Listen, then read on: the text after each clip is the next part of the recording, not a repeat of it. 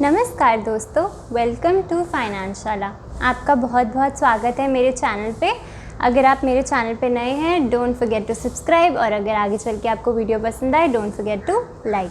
चलिए चलते हैं आज के टॉपिक की तरफ। टॉपिक बिल्कुल भी मुश्किल नहीं है। इनफैक्ट एक म्यूचुअल फ़ंड जो है वो मैं आपके सामने डिस्कस करना चाहती हूँ, वो है SBI कॉन्ट्रा फंड। आपने सुना तो होगा इस म्यूचुअल फंड के बारे में, लेकिन इसके नाम के सामने कॉन्ट्रा क्यों लिखा है? कॉन्ट्रा का मतलब होता है ऑपोजिट। ऑपोजिट ऐसा नाम क्यों रखा? म्यूचुअल फंड्स जो हैं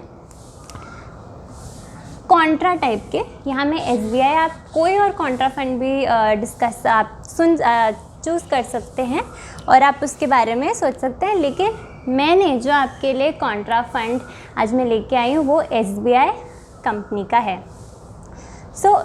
कॉन्ट्रा फंड की खासियत मैं आपको बता दूं कि इनमें सबसे पहली चीज़ जो दूसरे म्यूचुअल फंड से इनको अलग करती है वो ये है कि जो म्यूचुअल फंड मैनेजर होता है उसका एक ड्यूटी होती है कि 65% पैसा जो इस फंड में लग रहा है वो एक ऐसे थीम में या एक ऐसे सेक्टर में लगाए जो अभी चल नहीं रहा है, जो अंडर वैल्यूड है। जैसे कि IT सेक्टर में आप देख सकते हैं ज़्यादा लोग पैसे नहीं लगा रहे, लेकिन इंफ्रास्ट्रक्चर में आजकल बहुत पैसा लग रहा है।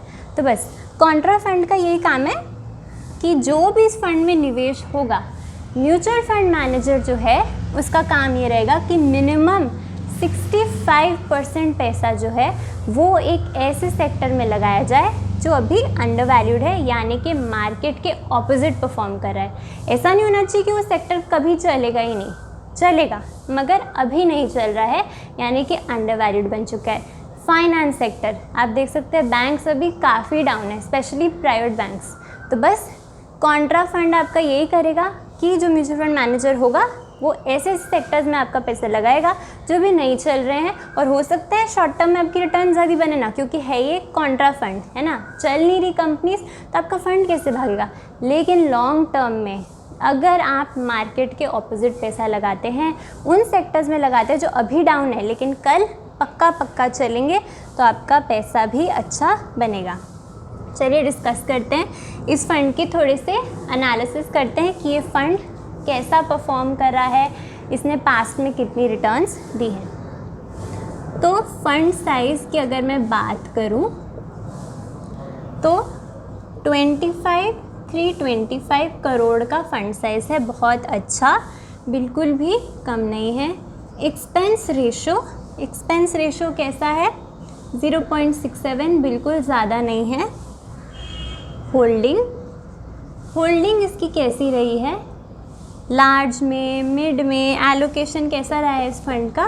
लार्ज में 42.79%, मिड में 29.64% और स्मॉल में 15.09%। तो आप देख सकते हैं लार्ज, मिड और स्मॉल में बहुत ही सुंदर तरीके से जो इस म्यूचुअल फंड है उसने पैसा एलोकेट किया है। लार्ज में ज़्यादा, मिड में उससे कम और स्मॉल में सबसे कम, यानी रिस्क कम से कम रहे और ग्रोथ अच्छी खासी रहे। एंड आप ये याद रखें कि जो ये फंड है वो कॉन्ट्रा टाइप का, यानी कि आप इसमें बहुत इंस्टेंट रिटर्न्स मत समझ लीजिएगा कि आज पैसा लगाए 1 महीने बाद डबल, ऐसा नहीं होगा, बिल्कुल भी नहीं होगा। मगर लंबे समय में, लॉन्ग टर्म, मिड टर्म के लिए बहुत अच्छा म्यूचुअल फंड माना जाता है।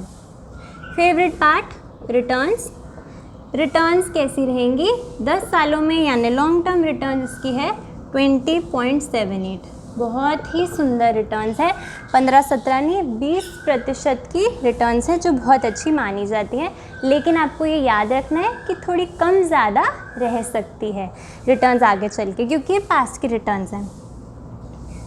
एग्ज़ाम्पल से समझते हैं, हमेशा हम एक एग्ज़ाम्पल ज़रूर लेते हैं, क्योंकि ये बातें, नंबर तो बड़े सुंदर लगते हैं, लेकिन मेरा पैसा कितना बनेगा ये मुझे जानना है। तो एग्ज़ाम्पल से बेहतर तरीका नहीं है समझने का।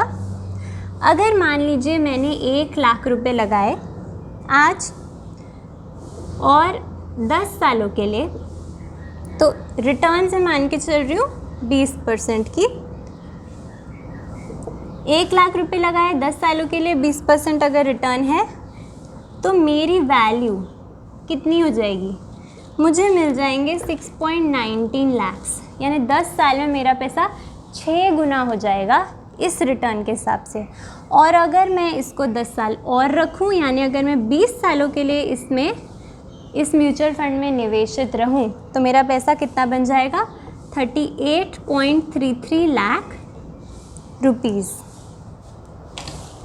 1 लाख से आपने 20 सालों में 38 लाख रुपीज़ बना लिए। और क्या चाहिए हमें, हम कोई ऐसी चीज़ तो ढूंढ नहीं रहे हैं कि भाई मेरा पैसा हर दिन डबल करो, हर साल डबल करो। अगर आप ऐसे करोगे तो हो सकता है वो माइक्रो और पेनी कैप में ही हो, लेकिन फिर पैसा बनेगा तो मुझे ये नहीं पता, लेकिन हमेशा के लिए जा ज़रूर सकता है, उड़ ज़रूर सकता है। मगर अगर हम सेफ्टी के हिसाब से चलें और अच्छे म्यूचुअल फंड्स में निवेश करें और हमें एक डिसेंट रिटर्न्स मिले, 20% बहुत अच्छी रिटर्न होती है। तो अगर हम इस हिसाब से चलेंगे तो हमारा 1 लाख रुपये 38 लाख बन सकते हैं। यानी अगर आप और पैसे लगाएंगे, अगर आपके पास और पैसे हैं लगाने के लिए, तो आप इमेजिन कर सकते हैं कि आपके पैसे कल को कितने बन सकते हैं। और ये जादू नहीं है कि 1 लाख रुपये 38 लाख बन गया 20 साल में, अरे इतने अच्छे रिटर्न्स, जादू की बात नहीं है, सिंपल, इसको कंपाउंडिंग बोलते हैं। कंपाउंडिंग का जादू है, कंपाउंडिंग की पावर है। आप बड़े पैसे से शुरू करेंगे, आपका पैसा ज़्यादा बनेगा।